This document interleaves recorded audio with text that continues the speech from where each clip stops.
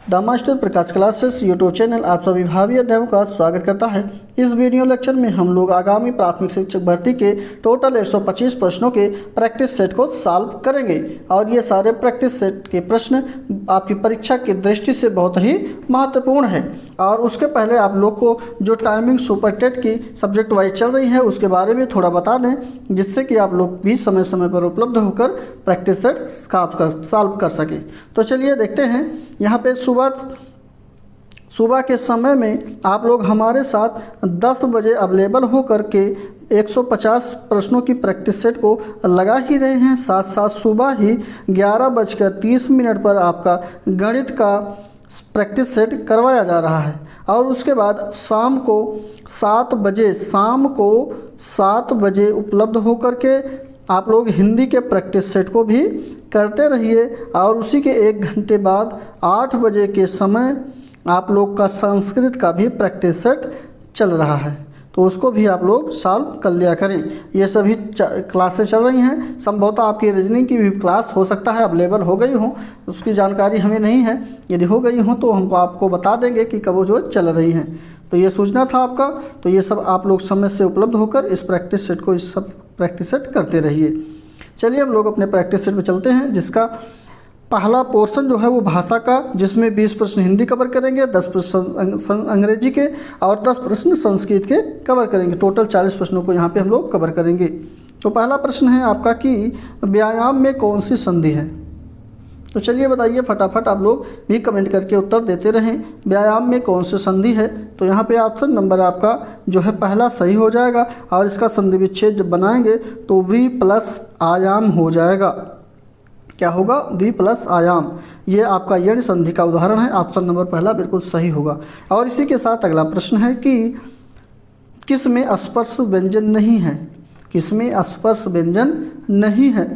तो यहाँ पे ऑप्शन नंबर जो सही होगा वो पहला ही, ये ला और हा जो है इसमें व्यंजन संधि नहीं है। क्यों? क्योंकि ला जो आता है ये अंतस्थ व्यंजन के अंतर्गत आएगा और हा जो आएगा ये आपका आएगा उष्ण व्यंजन के अंतर्गत, इसलिए इसमें स्पर्शी व्यंजन नहीं है। ऑप्शन नंबर ए बिल्कुल सही हो जाएगा। और अगला प्रश्न है कि आकाश का पर्यायवाची कौन सा नहीं है। व्योम, शून्य, द्यु या फिर विभु। तो यहाँ पे आपका जो आकाश का पर्यायवाची नहीं होगा डी बिल्कुल विभु बिल्कुल सही ऑप्शन हो जाएगा। कौन सा? विभु बिल्कुल सही ऑप्शन हो जाएगा।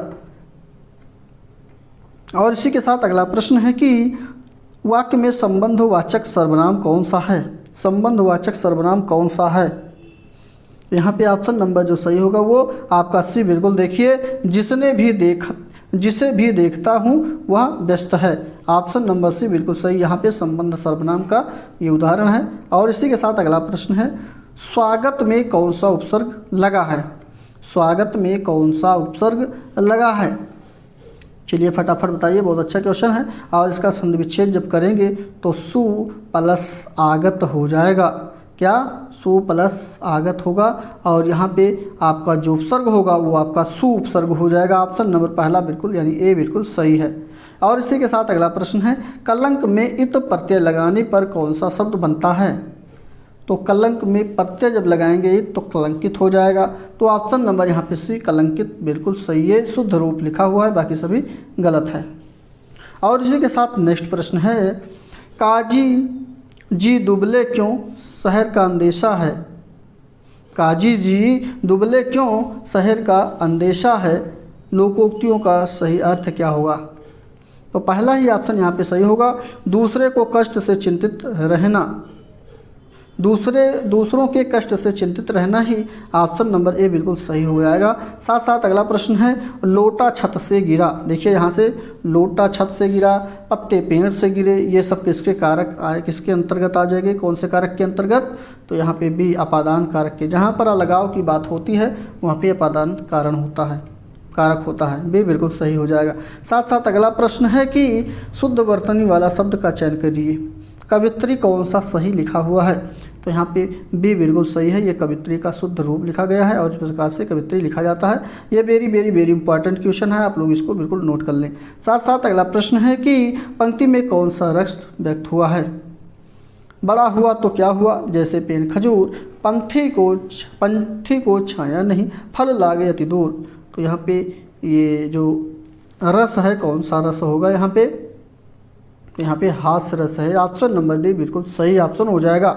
और इसके साथ आप लोग को पता ही है कि विषय, आप लोग को एक सूचना देनी है, जैसे प्रत्येक विषय के मोस्ट इम्पॉर्टेंट प्रश्नों को हमारे द्वारा पीडीएफ को तैयार करवाया जा रहा है। और आप सभी इन प्रश्नों के पीडीएफ को अगर पढ़ लेते हैं तो आपको सिलेक्शन से कोई रोक नहीं सकता है। और इसमें लगभग 200 से अधिक प्रैक्टिस सेट होगा, जो आपकी परीक्षा के लिए बहुत ही महत्वपूर्ण होगा।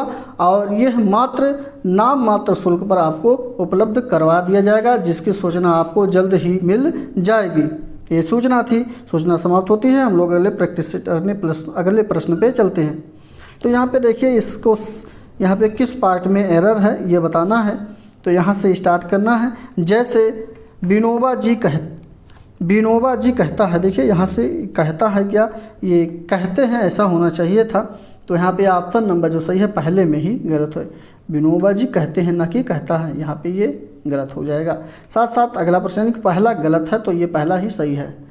और इसी के साथ अगला प्रश्न है कि किस शब्द में द्वित्व व्यंजन है। द्वित्व व्यंजन आपको हम बता दें, कंठस्थ करा दें, कभी आप लोग भूलेंगे नहीं। जैसे दिल्ली लिखा जो है, दिल्ली में एक आधा ला है और एक पूरा ला है, तो ये द्वित्व व्यंजन होगा। बिल्ली लिखा है तो बिल्ली में ये आधा ला है, पूरा ला है। यहाँ पर एक आधा ला और एक पूरा ला सेम होता है, एक आधा एक पूरा होता है, वहाँ पे आपका द्वित्व व्यंजन हो जाता है। तो यहाँ पे ऑप्शन नंबर जो द्वित्व व्यंजन का उदाहरण होगा वो सी बिल्कुल सही हो जाएगा। क्लियर। तो यहाँ पे सी ऑप्शन सही होने के साथ अगले प्रश्न में बढ़ेंगे। तो अगला प्रश्न है कि सही संधि कौन सी है। यहाँ पे सही संधि ऑप्शन नंबर भी बिल्कुल सही होगा। पूर्व प्लस अहन बराबर पूर्वाहन हो जाएगा, इसका सही संधि विच्छेद ये है। और ऑप्शन नंबर इसकी बात करते हैं तो भी सही होने के साथ साथ ये ऑप्शन नंबर आपका जो है दीर्घ संधि से दीर्घ स्वर संधि का उदाहरण है। किसका, यहाँ पे ये दीर्घ संधि का ये उदाहरण है। नेक्स्ट है कि समास का सही विग्रह कौन सा है। समास का सही विग्रह कौन सा है। 14 ऑप्शन नंबर भी बिल्कुल यहाँ पे सभा पंडित, सभा का पंडित ऑप्शन नंबर भी बिल्कुल सही हो जाएगा। और अगला है कि वाक्यांश के लिए दिए गए विकल्पों में उपयुक्त विकल्प चुनिए। जैसे दूसरे के द्वारा किए गए परोपकार को मानने वाला क्या कहलाता है। तो यहाँ पे उसको कृतज्ञ कहते हैं। ऑप्शन नंबर भी बिल्कुल दूसरों के द्वारा जो किए गए परोपकार होता है उसको मानने वाला कृतज्ञ कहलाता है। अगला प्रश्न है 4 मीटर कपड़ा दो। 4 मीटर, 1 मिनट ऑप्शन भी साथ साथ देखें, सही है। 4 मीटर कपड़ा दो, वाक्य में 4 मीटर जो है इसमें कौन सा विशेषण है। 16 नंबर का ऑप्शन नंबर जो सही है वो भी बिल्कुल सही ऑप्शन होगा। यहाँ पे परिमाणवाचक विशेषण हो जाएगा। और इसी के साथ अगला प्रश्न है घोटक का तद्भव रूप कौन सा है। घोटक जो है ये तत्सम रूप में लिखा गया है और इसका तद्भव रूप जो होगा वो पहला ही ऑप्शन घोड़ा सही हो जाएगा। नेक्स्ट प्रश्न है कि यहाँ पे देखिए 18 से 20 तक प्रश्न जो है आपका ये पद्यांश से लिया गया है। इसको पद्यांश को पढ़ेंगे, यहाँ से पढ़ना है और इसको पढ़ने के बाद ये पहला पेज था, दूसरा पेज यहाँ से स्टार्ट होगा। और उम्मीद है कि दूसरा पेज भी आप लोग पढ़ चुके होंगे।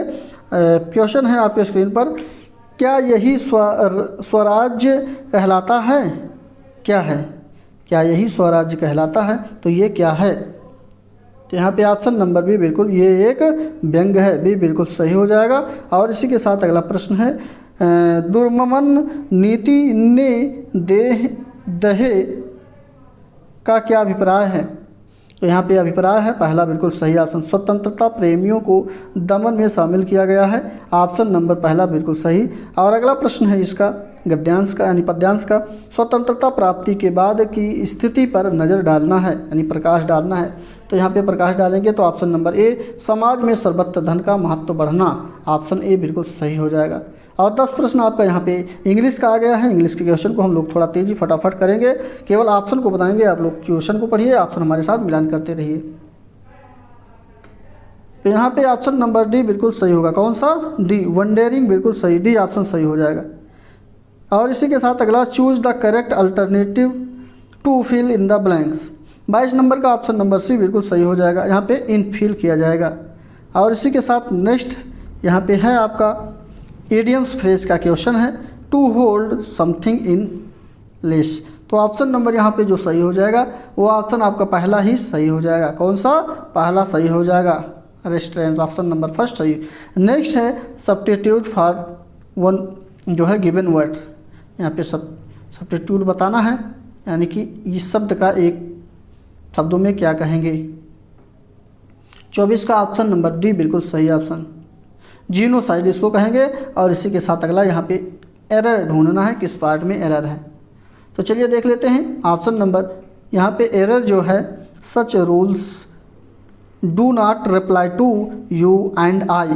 तो यहाँ पे यू एंड आई के स्थान पर यू एंड मी होना चाहिए। क्यों? क्योंकि यहाँ पे ये सब्जेक्ट के रूप में नहीं ऑब्जेक्ट के रूप में काम कर रहा है, इसलिए यहाँ पे आई ना होकर के क्या होना चाहिए था? मी होना चाहिए था। तो सी पार्ट में आपका एरर है, यानी सी पार्ट आपका बिल्कुल सही ऑप्शन हो जाएगा। तो सी सही होने के साथ नेक्स्ट प्रश्न पे चलेंगे और इसमें आपको पूरा सेंटेंस कंप्लीट करना है। तो सेंटेंस कंप्लीट करने के लिए तो यहाँ पे आपका जो होगा वो ऑप्शन नंबर आपका सही हो जाएगा सी, मैनी गेट माफ़ कीजिए, मैनी कह रहे हैं मे get good marks. Option number जो है सी बिल्कुल सही ऑप्शन होगा। और 27 नंबर पे चलते हैं। तो यहाँ पे देखिए आपका ये जो अंडरलाइन नीचे किया गया है लेटर पे, ये जो है क्या है? बी बिल्कुल सही ऑप्शन, ये आपका एडजेक्टिव है। ऑप्शन नंबर बी सही हो जाएगा। साथ साथ नेक्स्ट ये पैराग्राफ्स है, पैराग्राफ्स को आप लोग यहाँ से पढ़ेंगे। तो यहाँ से पढ़ना स्टार्ट करिए और इसको पूरा पढ़ लिए, वीडियो को रोक कर पढ़ लीजिएगा। साथ साथ नेक्स्ट पेज पे चलते हैं। तो ये अगला पेज है, इस पेज को भी आराम से पढ़ेंगे, इसको भी पढ़ लेंगे, वीडियो को रोक कर आराम से पढ़िएगा। थोड़ा लंबा पैराग्राफ सा है, उम्मीद है कि पढ़ लिए होंगे। अगला पेज ये है। अच्छा चलिए 28 नंबर का क्वेश्चन भी आ गया है। यहाँ पे देखिए ऑप्शन कौन सा सही हो जाएगा। तो यहाँ पे सी बिल्कुल सही होगा, they wanted to take parts of the ship and sell them. Option number C बिल्कुल सही ऑप्शन होगा। और इसी के साथ 29 नंबर का प्रश्न है। 29 नंबर प्रश्न में ऑप्शन नंबर डी इसमें भी बिल्कुल सही होगा, by pumping air into the tanks. Option number D बिल्कुल सही। और इसी के साथ अगला प्रश्न है 30 नंबर के प्रश्न का आंसर सी बिल्कुल सही होगा। और इसी के साथ संस्कृत के भी प्रश्नों को देख लेंगे। यहाँ पे ये जो है आपका पद्यांश संस्कृत का लिखा गया है, ये 4 लाइन का पद्यांश है, इसको पढ़ेंगे। उसके बाद 5वां लाइन नीचे यहाँ पे दिया गया है क्वेश्चन आपका, इसका क्वेश्चन बताना है, क्वेश्चन आंसर क्या हो जाएगा। तो 31 नंबर का क्वेश्चन का आंसर ऑप्शन नंबर पहला बिल्कुल सही हो जाएगा। और इसी के साथ 32 नंबर भी यहाँ पे है, 32 नंबर का जो आंसर होगा वो पहला बिल्कुल सही हो जाएगा। क्लियर? चल नेक्स्ट पे चलेंगे। तो यहाँ पे मुझे प्रतिदिन पढ़ना चाहिए यह वाक्य शुद्ध है। तो यहाँ पे ऑप्शन 33 का जो सही होगा वो डी बिल्कुल सही है। ये संस्कृत में इसको जो बनाएंगे, माफ़ कीजिए, यह शुद्ध वाक्य है, ये होगा। ठीक, तो यहाँ पे इसका अगला प्रश्न जो है, चौथे बालक को पुस्तक दो, यह संस्कृत में अनुवाद किस प्रकार से होगा। तो सी बिल्कुल चतुर्थाय बालकाय पुस्तकम देहि। ऑप्शन नंबर सी बिल्कुल सही। नेक्स्ट प्रश्न है भानुदया का संधि विच्छेद क्या होगा। तो पहला ही ऑप्शन यहाँ पे भानु प्लस उदया बिल्कुल सही हो जाएगा। नेक्स्ट है 52 को संस्कृत में किस प्रकार से लिखेंगे। 52 को संस्कृत में किस प्रकार से लिखेंगे। तो डी बिल्कुल सही। यहाँ पे ए और बी दोनों इस प्रकार से भी लिख सकते हैं और इस प्रकार से भी लिख सकते हैं। तो ए और बी दोनों यानी डी ऑप्शन बिल्कुल सही हो जाएगा। यहाँ पे 37 नंबर का प्रश्न है, इसको कवर करेंगे। इसमें लिखा गया है वत्स्यति में प्रकृति प्रत्यय कौन सा है।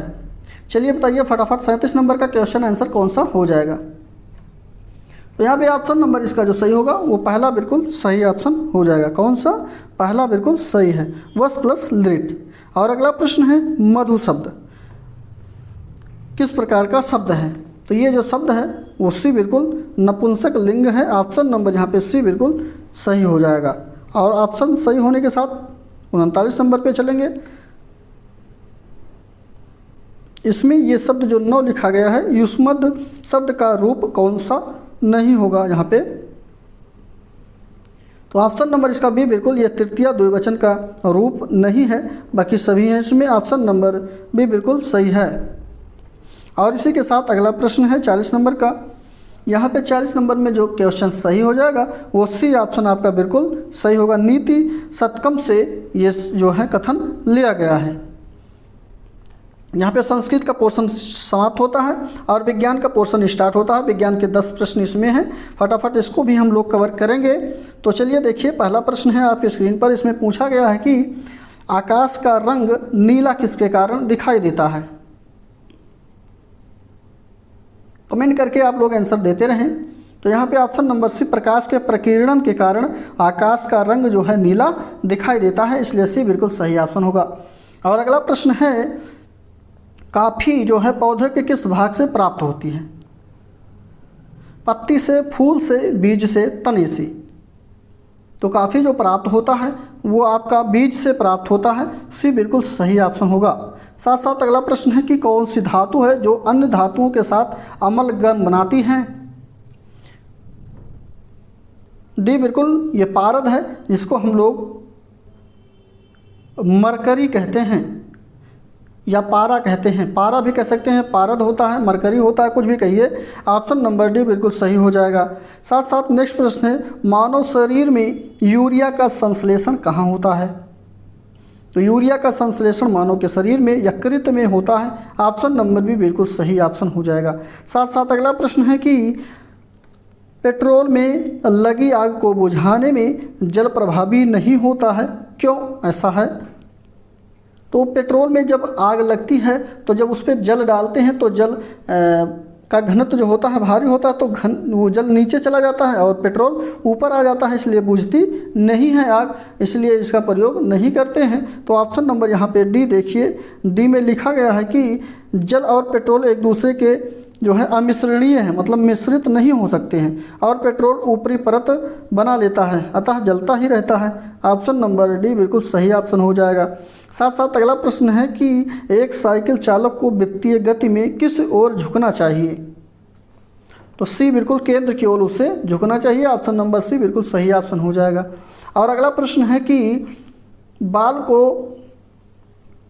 लपकते यानी कैच करते समय एक क्रिकेट खिलाड़ी किसको कम करने के लिए अपना हाथ नीचे जो है नीचे कर लेता है। बल को, संवेग को, आवेग को, कैच करने की समय को। तो यहाँ पे सी बिल्कुल सही हो जाएगा। आवेग को कम करने के लिए वो अपना हाथ नीचे कर लेता है। और इसी के साथ नेक्स्ट है कि क्या कारण है कि व्यक्ति चट्टान पर प्रहार करते हुए चोटिल हो जाता है। तो इसका कारण ये है कि वो क्रिया के प्रति प्रक्रिया वहाँ से होता है, इसलिए वो चोटिल हो जाता है। डी बिल्कुल सही ऑप्शन हो जाएगा। और ये जो है प्रतिक्रिया जहाँ पे होता है ये न्यूटन के तीसरे नियम का पालन होता है, वहाँ पे ध्यान रखिएगा। साथ साथ अगला प्रश्न है कि कौन सा पदार्थ साबुन बनाने में प्रयोग होता है। तो साबुन बनाने में कौन सा पदार्थ प्रयोग होता है ये बताना। 49 नंबर का प्रश्न, ऑप्शन नंबर सी यहाँ पे वानस्पतिक तेल बिल्कुल सही हो जाएगा। और इसी के साथ अगला है कि किस पादप में इंसुलिन प्राप्त किया जाता है। किस पादप से इंसुलिन प्राप्त किया जाता है। तो यहाँ पे ये डहेलिया की जड़ों से। ऑप्शन नंबर यहाँ पे डी बिल्कुल सही हो जाएगा। और डहेलिया जो है ये फूल का पौधा है, ऑप्शन नंबर डी सही हो जाएगा। नेक्स्ट पोर्शन जो है आपका गणित का है। गणित के पोर्शन को अभी हमने ऊपर के पोर्शन में बताया कि आपका शेड्यूल किस प्रकार से है। 11:30 यानी 11:30 बजे ये आपका वीडियो वहाँ से मिल जाएगा, वहाँ पे आप लोग जा करके वीडियो को देख लिया करेंगे। तो साथ साथ अगर नहीं सॉल्व करना चाहते हैं, खुद सॉल्व करना चाहते हैं तो कोई बात नहीं, आप लोग हमारे Telegram channel the master Prakash classes को टेलीग्राम पर सर्च करके फॉलो कर लीजिए। और फॉलो करने के बाद ज्वाइन करके वहाँ से इसके PDF को आप लोग वहाँ से लोड करके सॉल्व कर सकते हैं खुद स्वयं, जब भी आपको समय लगे। चलिए अगले पोर्शन पे हम लोग सीधा चलते हैं। तो अगला पोर्शन यहाँ पे है, देखिए पर्यावरण सामाजिक अध्ययन। पर्यावरण का है, सामाजिक अध्ययन का है, साथ साथ सामान्य ज्ञान के साथ करंट अफेयर का भी प्रश्न होगा, जिसमें 40 प्रश्नों को कवर करेंगे। तो इसमें पहला ही प्रश्न आपका है कि भारतीय राष्ट्रीय कांग्रेस के प्रथम अधिवेशन की अध्यक्षता किसने की थी। अच्छा क्वेश्चन है। ऑप्शन नंबर यहाँ पे भी बिल्कुल सही हो जाएगा। व्योमेश चंद्र बनर्जी के द्वारा इसका जो है अधिवेशन का प्रथम अधिवेशन की अध्यक्षता की गई। ऑप्शन नंबर भी बिल्कुल सही हो जाएगा। और इसी के साथ अगला प्रश्न है, साइलेंट वैली किस राज्य में स्थित है। साइलेंट वैली जो है वो किस राज्य में स्थित है? तो यहाँ पे ऑप्शन नंबर जिसका जो सही है वो भी बिल्कुल सही है, ये केरल में स्थित है। ध्यान रखिएगा, कहाँ पे स्थित है? केरल में स्थित है। और वहीं पे आपका फूलों की घाटी या फ्लावर वैली कहा जाएगा तो आपका वो उत्तराखंड में होगा, यहाँ पे भी बिल्कुल सही है। साथ साथ अगला प्रश्न है कि संविधान का कौन सा भाग भारत के धर्मनिरपेक्ष राज्य के रूप में वर्णित करता है? ऑप्शन नंबर पहला यहाँ पे संविधान की प्रस्तावना ही सही हो जाएगा। और फर्स्ट ऑप्शन सही होने के साथ अगला प्रश्न, शक संवत किसने प्रारंभ किया? तो शक संवत किसने प्रारंभ किया? चलिए कमेंट बॉक्स में आप लोग बताइए आंसर कौन सा सही होगा यहाँ पे। शक संवत की शुरुआत कनिष्क के द्वारा किया गया है, ऑप्शन नंबर पहला ही बिल्कुल सही हो जाएगा। कौन सा? पहला ऑप्शन बिल्कुल सही ऑप्शन होगा। और ये जो है कनिष्क के द्वारा 78 ईस्वी में अपना राज्यारोहण किया गया था इनके द्वारा, तो यही से ये शुरू हुआ था। ठीक, तो ऑप्शन नंबर यहाँ पे ए बिल्कुल सही हो जाएगा। और इसी के साथ अगला है कि प्रधानमंत्री फसल बीमा योजना कब प्रारंभ किया गया? प्रधानमंत्री फसल बीमा योजना कब प्रारंभ किया गया? बहुत अच्छा, 13 जनवरी 2016 को। ऑप्शन नंबर यहाँ पे पहला बिल्कुल सही हो जाएगा। इस दिन को प्रधानमंत्री फसल बीमा योजना प्रारंभ किया गया है। इसका मुख्य उद्देश्य है कि जो कम मूल्य पर किसानों का फसल बीमा उपलब्ध कराना था, यही इसका उद्देश्य है। ऑप्शन नंबर यहाँ पे ए बिल्कुल सही ऑप्शन हो जाएगा। और इसी के साथ अगला प्रश्न है, मनसबदारी प्रणाली किसने प्रारंभ की थी? तो मनसबदारी प्रणाली का प्रारंभ जिसने किया था उनका नाम है अकबर। ऑप्शन नंबर भी बिल्कुल सही ऑप्शन। और इसी के साथ अगला प्रश्न है कि किस संविधान संशोधन द्वारा मतदान करने की आयु सीमा 21 से घटाकर 18 कर दिया गया? बहुत अच्छा क्वेश्चन है।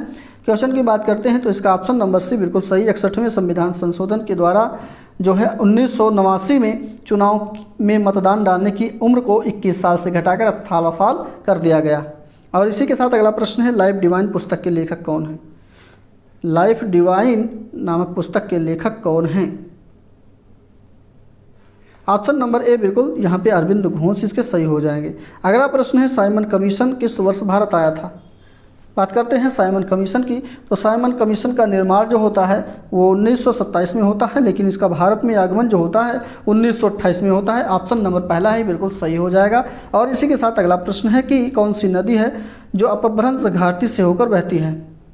बहुत अच्छा क्वेश्चन। ऑप्शन नंबर इसका भी बिल्कुल, नर्मदा नदी ऐसी नदी है जो आपका अपभ्रंश घाटी से होकर जाके अरब सागर में गिरती है। और ये पूरब से मतलब पश्चिम से पूरब की दिशा, माफ़ कीजिए, पूरब से पश्चिम की दिशा में बहती हुई मतलब जाती है। ठीक, यानी कि ये अपोजिट बहती है।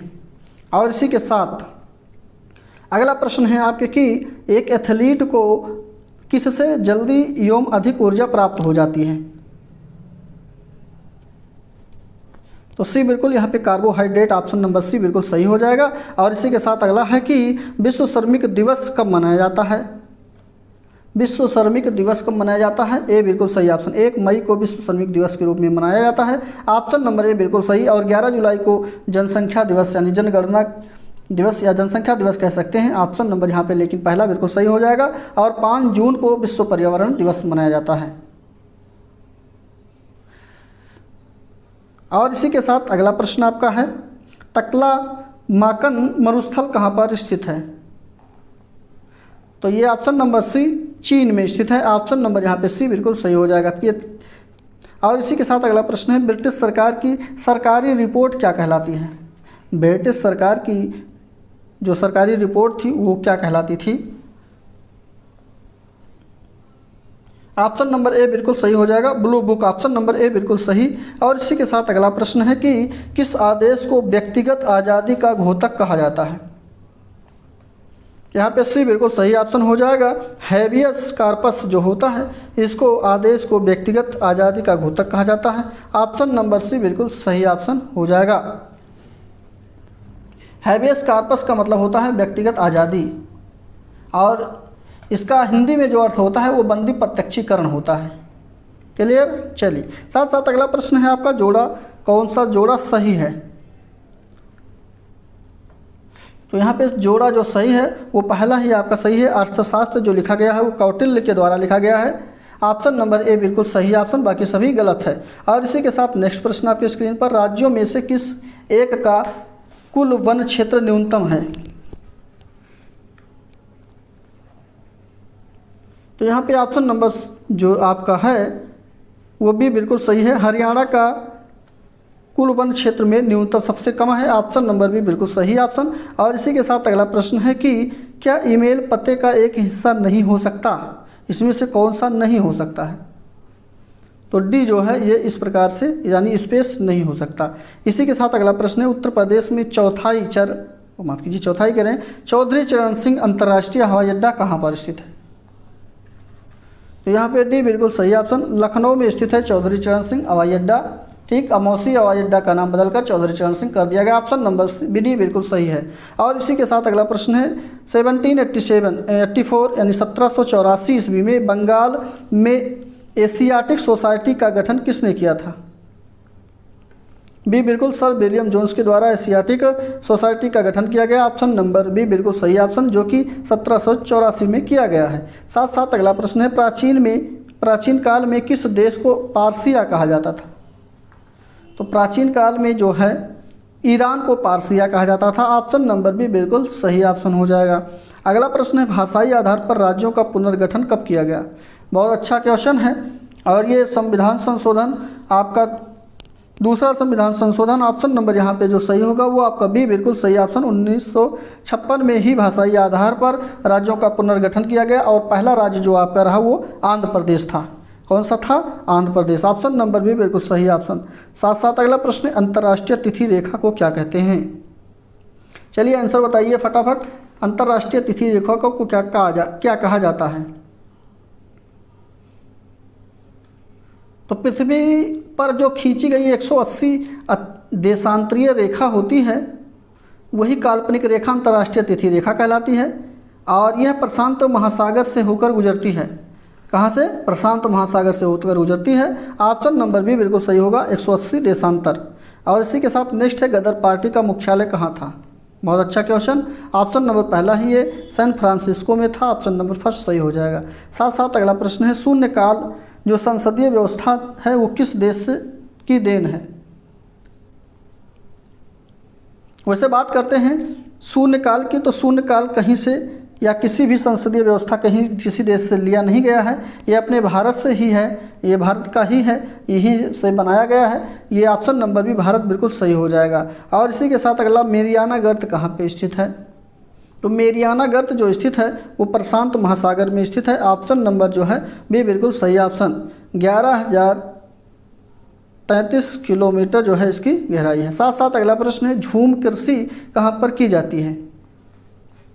तो सी बिल्कुल सही ऑप्शन। उत्तर पूर्व भारत में झूम कृषि की जाती है। झूम कृषि का तात्पर्य है कि जहाँ पर जैसे झाड़ी वगैरह को साफ करके खेती की जाती है उसके बाद उस स्थान को छोड़कर किसी अन्य स्थान पर जाकर झाड़ियों को साफ करके या पेड़ों को काट करके खेती की जाती है, यानी कि बदलती या परिवर्तनीय खेती भी इसका नाम कह सकते हैं। ऑप्शन नंबर सी बिल्कुल सही ऑप्शन हो जाएगा। और अगला प्रश्न है कि कौन एक टैंक बेधी प्रक्षेपास्त्र है? तो टैंक बेधी जो प्रक्षेपास्त्र है वो नाग है। ऑप्शन नंबर डी बिल्कुल सही ऑप्शन। कौन है? नाग है। साथ साथ नेक्स्ट सिंधु घाटी सभ्यता का हड़प्पा नगर किस नदी के किनारे बसा हुआ है? रावी नदी, सतलज नदी, सिंधु नदी, झेलम नदी। यहाँ पे ऑप्शन नंबर पहला ही सही हो जाएगा। ये रावी नदी के किनारे हड़प्पा नगर बसा हुआ है। ऑप्शन नंबर यहाँ पे ए बिल्कुल सही ऑप्शन हो जाएगा। और इसी के साथ नेक्स्ट प्रश्न की बात करते हैं तो कौन सा किसी भी वैश्विक शेयर बाजार के संवेदी सूचकांक का नाम नहीं है? तो बी बिल्कुल सेबी। ऑप्शन नंबर बी बिल्कुल सही हो जाएगा। और सेबी का मुख्यालय मुंबई में है। अगला प्रश्न है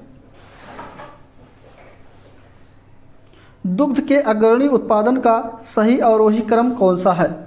यानी कि सबसे अधिक दुग्ध उत्पादन जो है वो सबसे अवरोही क्रम का तात्पर्य है सबसे कम, उसके बाद बढ़ते हुए क्रम में इसको लिखना है। तो चलिए देखते हैं। ऑप्शन नंबर भी बिल्कुल सबसे पहले भारत आएगा, फिर संयुक्त राज्य अमेरिका आ जाएगा, घटते हुए क्रम में है भाई। भारत में सबसे ज़्यादा होता है, फिर अमेरिका में भी होता है, फिर चीन में होता है, फिर रूस में होता है। तो भी बिल्कुल सही ऑप्शन हो जाएगा।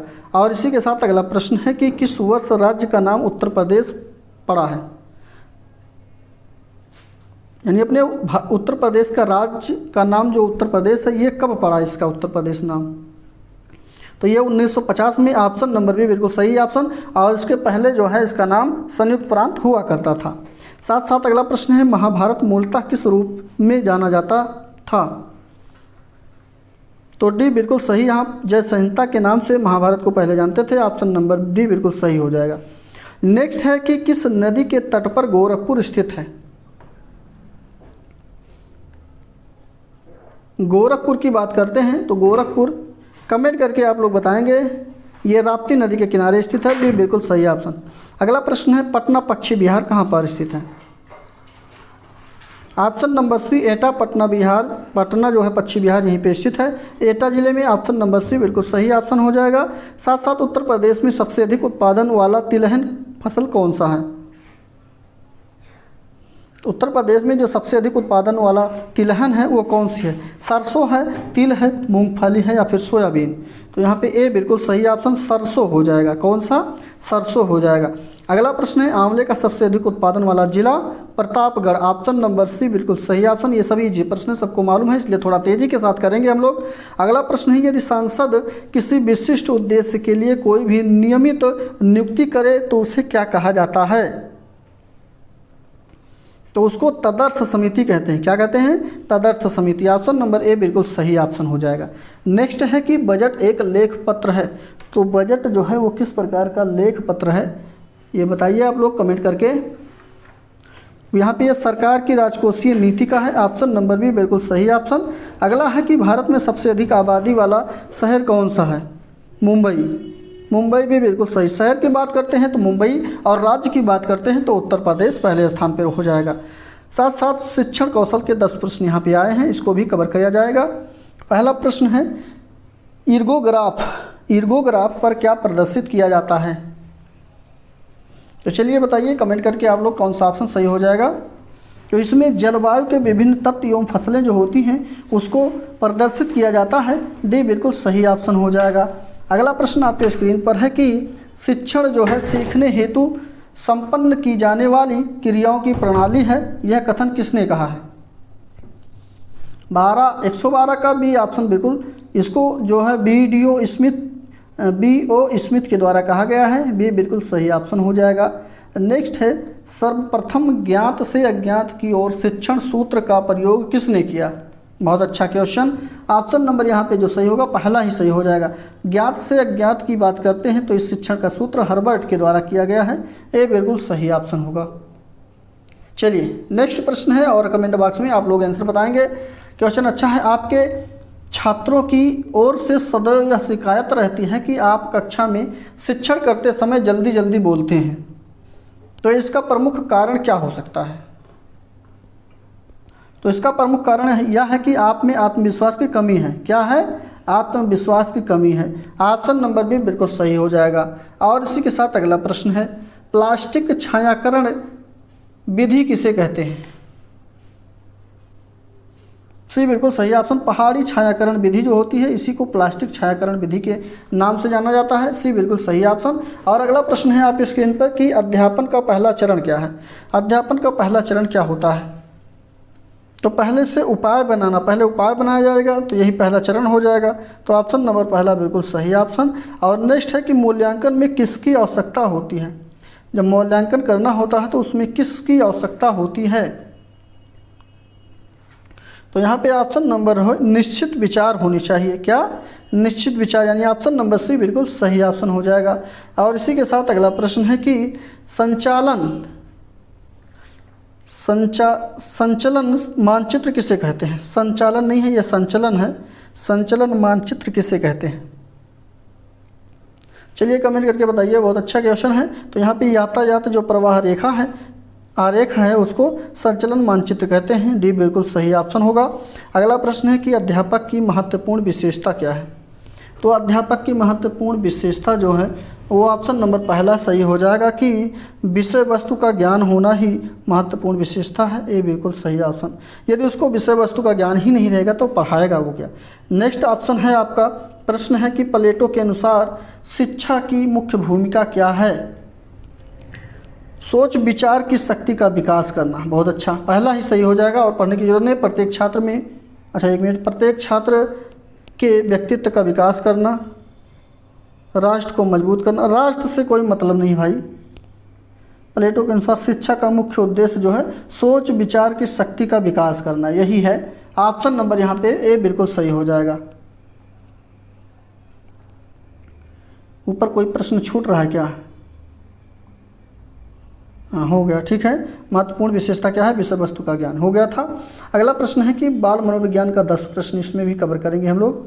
चलिए देखते हैं, कक्षा 5 के न्यून दृष्टि वाले बच्चे को किस रूप में देखना चाहिए या क्या प्रदान करना चाहिए? देखिए ऑप्शन पढ़ेंगे तो क्वेश्चन का आंसर मिल पाएगा। तो चलिए देखते हैं।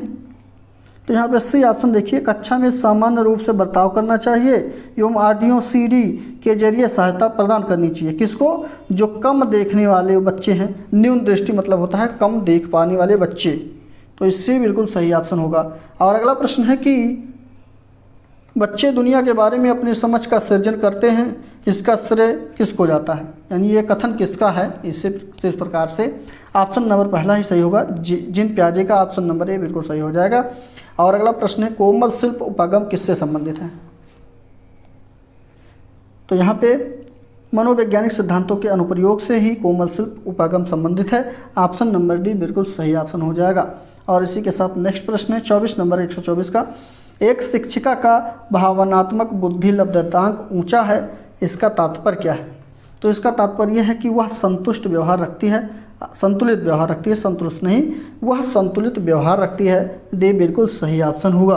साथ साथ अगला है कि भारत में भाषिक विविधता बहुत है, इस संदर्भ में विशेषकर कक्षा 1 और 2 के प्राथमिक स्तर में बहुभाषिक कक्षाओं के बारे में सर्वथा उपयुक्त कथन कौन सा होगा? तो यहाँ पर बी ऑप्शन बिल्कुल सही हो जाएगा। शिक्षक को सभी भाषाओं का समान सम्मान करना चाहिए और सभी भाषाओं में अभिव्यक्ति के लिए बच्चों को प्रोत्साहित करना चाहिए। बी बिल्कुल सही ऑप्शन हो जाएगा।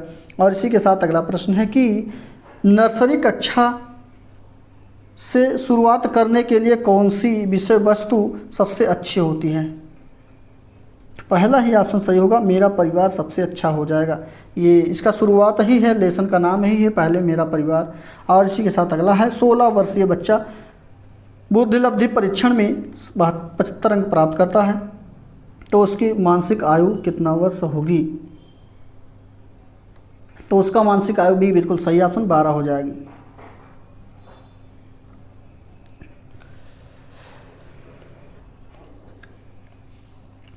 अगला प्रश्न है, स्वकेंद्रित अवस्था होती है बालक के जन्म से 2 वर्ष तक, 3 से 6 वर्ष तक, 7 से किशोरावस्था तक या फिर किशोरावस्था में ही हो जाती है ये। तो यहाँ पे ऑप्शन नंबर बी बिल्कुल सही होगा। कौन सा?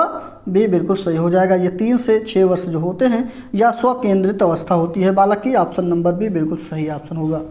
साथ साथ अगला प्रश्न है कि बहुबुद्धि सिद्धांत को वैध नहीं माना जा सकता, क्यों नहीं माना जा सकता है? तो चलिए देख लेते हैं इसका कारण क्या है।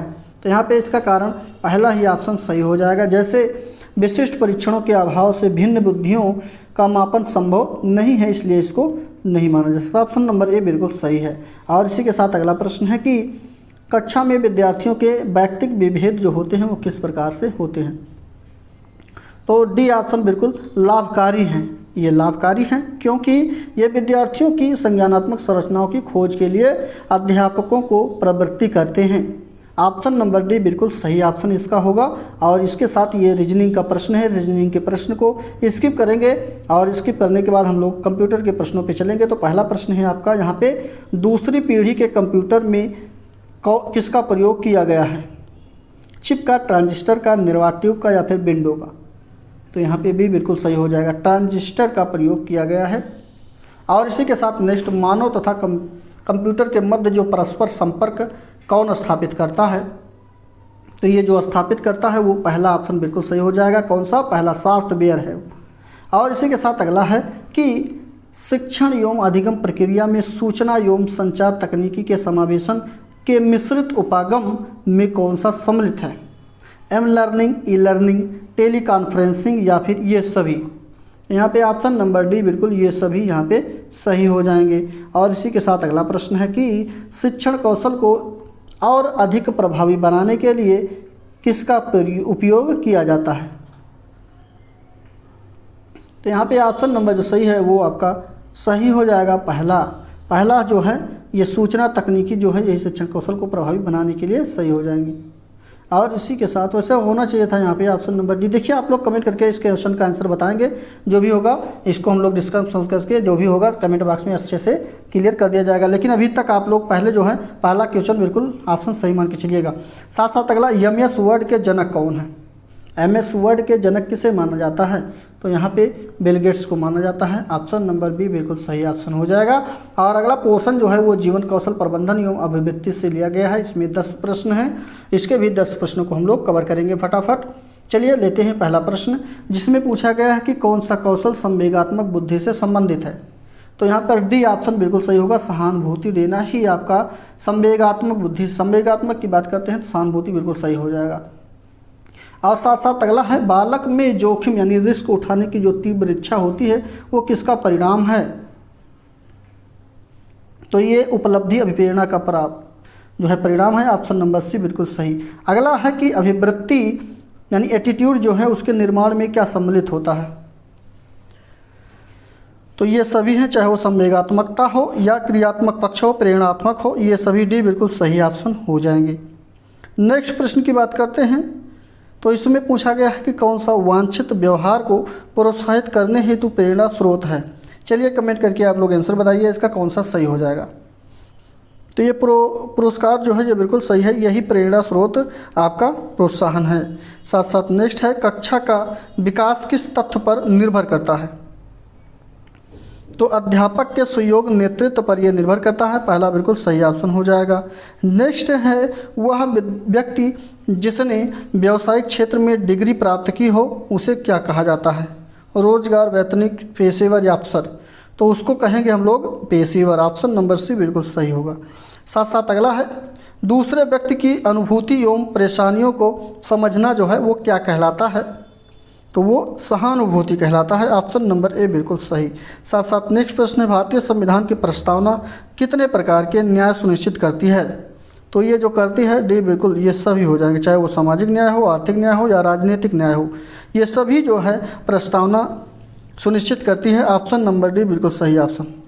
और इसी के साथ नेक्स्ट है कि संविधान की प्रस्तावना माफ़ कीजिए संविधान के किस प्रावधान द्वारा अस्पष्टता का अंत जो है उन्मूलन या अंत किया गया है? बात करते हैं अस्पष्टता को तो छुआछूत इसमें कहते हैं। ऑप्शन नंबर बी अनुच्छेद 17 के अंतर्गत इसको वर्णित किया गया है। और इसी के साथ अगला प्रश्न है कि किस विद्वान का कथन है कि शिक्षक एक दीपक की तरह है जो स्वयं जलकर दूसरों को प्रकाश देता है? तो ऑप्शन नंबर यहाँ पर बी बिल्कुल सही ऑप्शन हो जाएगा। ये कथन रविंद्रनाथ टैगोर का है। ऑप्शन नंबर बी बिल्कुल सही ऑप्शन हो जाएगा।